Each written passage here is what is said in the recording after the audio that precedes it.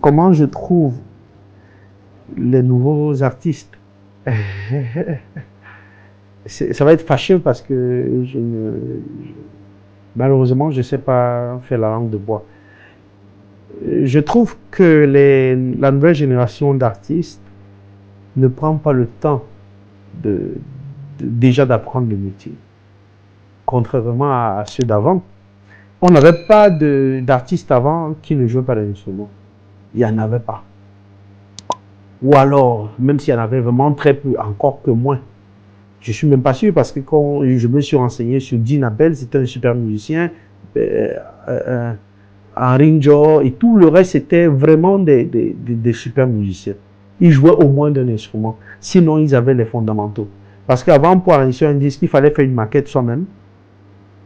Et après avoir enregistré la maquette, il fallait amener le disque à l'étranger et se faire enregistrer. Et la maquette, c'est toi-même qui la faisais pratiquement, soit à la guitare, soit au clavier, soit à la batterie.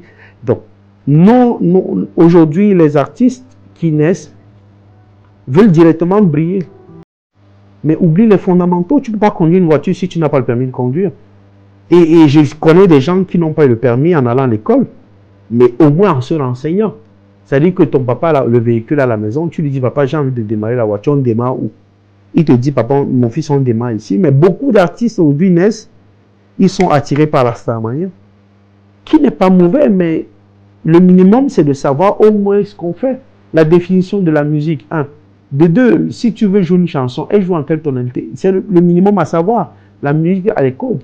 Il faut au moins savoir quels sont les codes. Donc moi, je pense qu'aujourd'hui, la nouvelle génération gagnerait à se renseigner plus sur le métier que de vouloir briller et que de vouloir être des stars ou être vu à la télé ou vu dans le monde entier.